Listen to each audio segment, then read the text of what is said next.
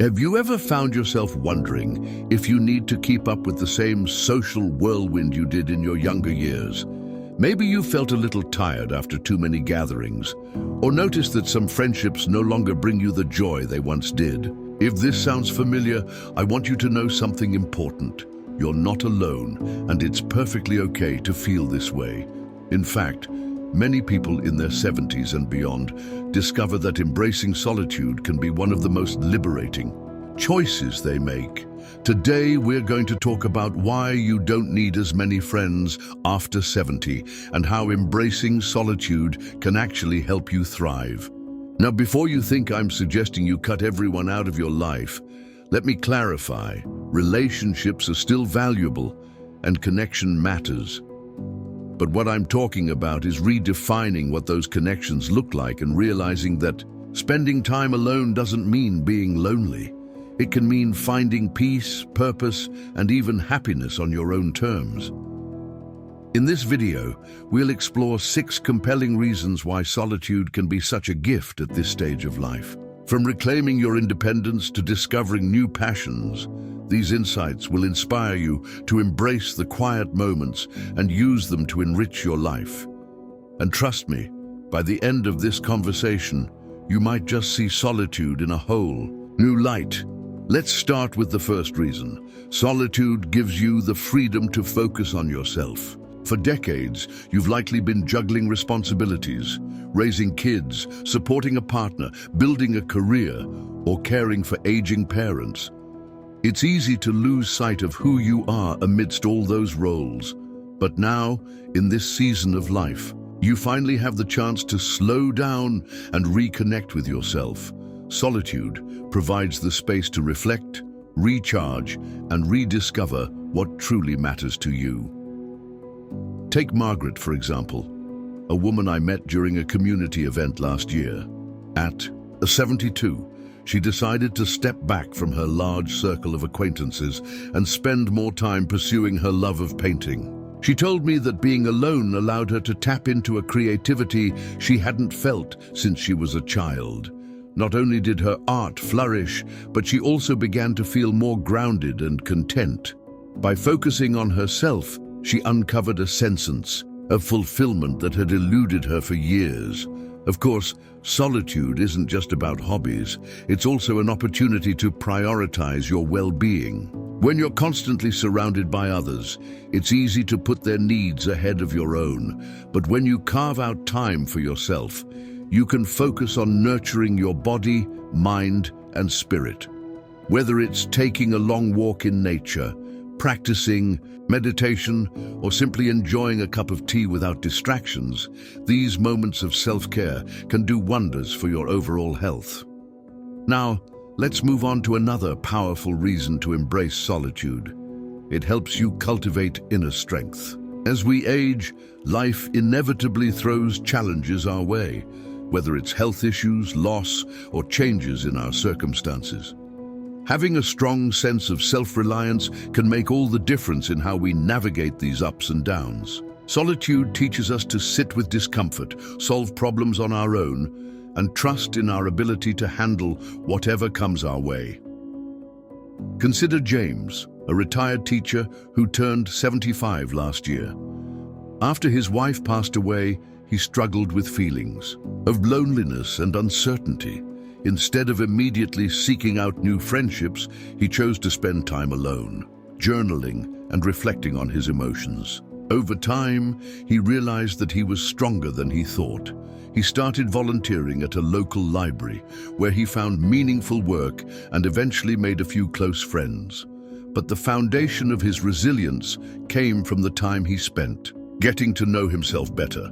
The beauty of solitude is that it allows you to build confidence in your own company. You learn to enjoy your own presence, which makes you less dependent on others for validation or entertainment. This shift doesn't mean you won't value relationships. It means you'll approach them from a place of wholeness rather than neediness, and that's a game changer. As we continue exploring these reasons, I want you to think about how solitude could fit into your own life. Maybe it's setting aside an hour each day to read, meditate, or simply sit quietly. Or perhaps it's saying no to commitments that drain your energy and saying yes to activities that nourish your soul. Every small step toward embracing solitude brings you closer to living authentically and fully. Now that we've talked about focusing on yourself and cultivating inner strength, let's delve into another benefit of solitude: the clarity it brings to your priorities. When you strip away the noise of constant social interaction, you begin to see what truly matters to you. Let's explore that next.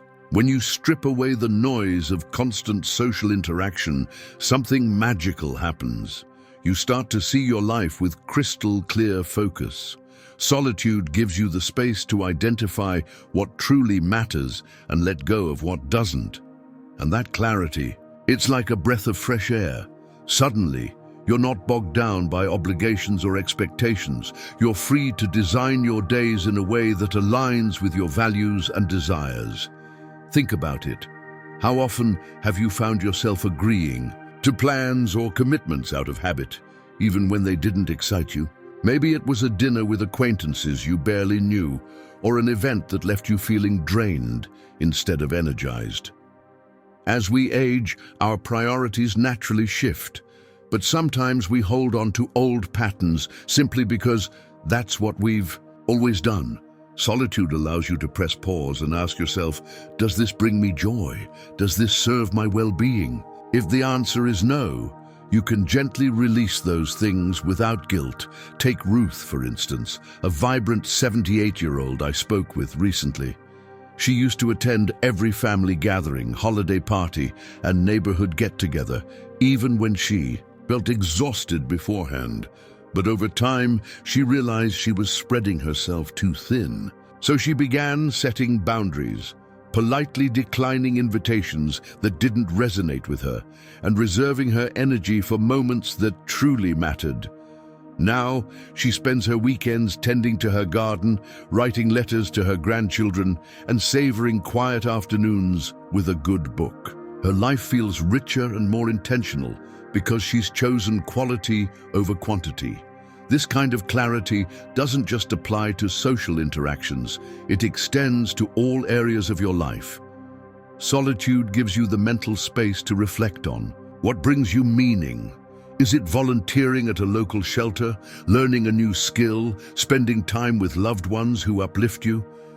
When you take the time to listen to your inner voice, you'll find that the answers become clearer. And once you know what you want, it becomes easier to create a life that reflects those priorities. Another reason solitude is so transformative is that it fosters creativity. You might be thinking, but I'm not creative. Let me assure you that spark exists in everyone, and solitude is one of the best ways to fan it into flame. Without the distractions of conversation or external input, your mind has room to wander, dream, and explore ideas you might never have considered before. I'll never forget meeting Eleanor, a 73-year-old woman who discovered her passion for poetry during a period of solitude. After retiring from her job as a nurse, she initially struggled with feelings of emptiness. Then one rainy afternoon, while sitting alone in her favorite chair, she picked up a pen and started jotting down thoughts. Before long, she was crafting poems inspired by her memories, emotions, and observations. Not only did this newfound hobby bring her immense satisfaction, but it also connected her with a community of fellow writers who shared her love of words. Solitude became the catalyst for a beautiful chapter in her life. Creativity isn't limited to writing or painting, it can take many forms.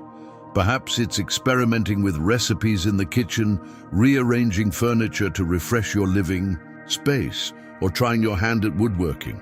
The key is giving yourself permission to play, experiment, and make mistakes without judgment. Solitude provides the perfect environment for this kind of exploration because there's no pressure to perform or impress anyone else. Now let's talk about another profound benefit of solitude, its ability to deepen your connection with nature. Many people in their 70s and beyond find immense comfort and inspiration in spending time outdoors. Whether it's walking through a park, sitting by a lake, or simply watching birds from your porch, nature has a way of grounding us and reminding us of life's beauty. Centenarians around the world often credit their longevity to living in harmony with their surroundings. And you don't need to live in a remote village to embrace this mindset. Even small doses of nature can have a big impact on your mood and health. Studies show that spending time outside lowers stress levels, improves sleep, and boosts overall well-being. Plus, it's a wonderful way to practice mindfulness without even realizing it. When you're surrounded by trees, water, or open skies, it's hard not to feel a sense of awe and gratitude.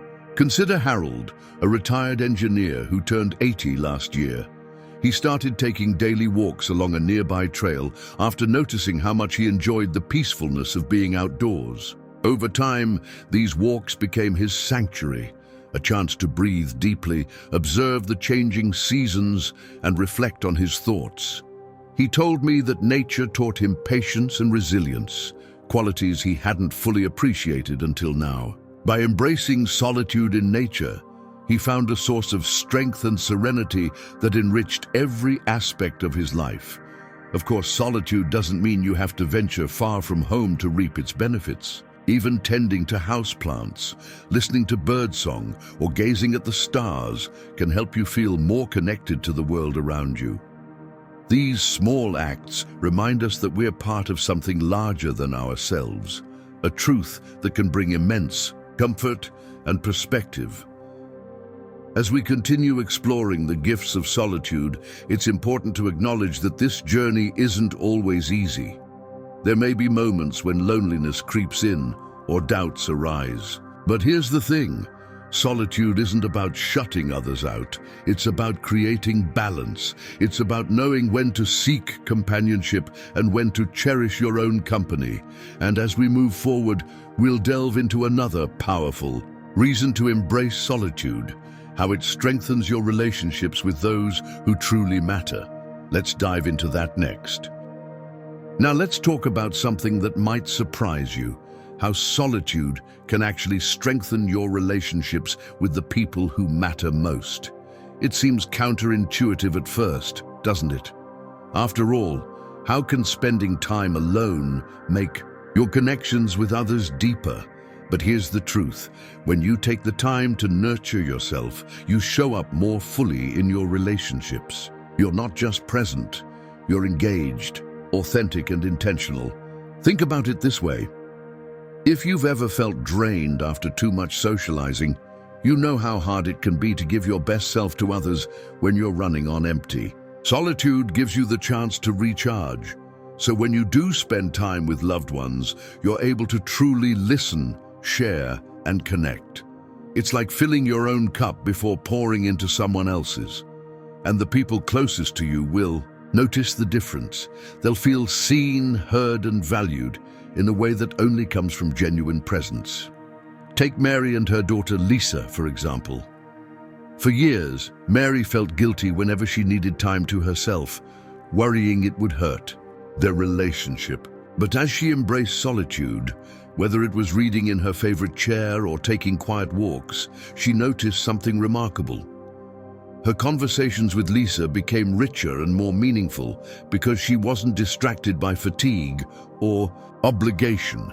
Instead of rushing through visits, they savored their time together, sharing stories and laughter without the pressure to do anything. Their bond grew stronger because Mary had learned to prioritize her well-being alongside their connection. This principle applies to friendships too. When you embrace solitude, you naturally gravitate toward relationships that nourish you rather than deplete you.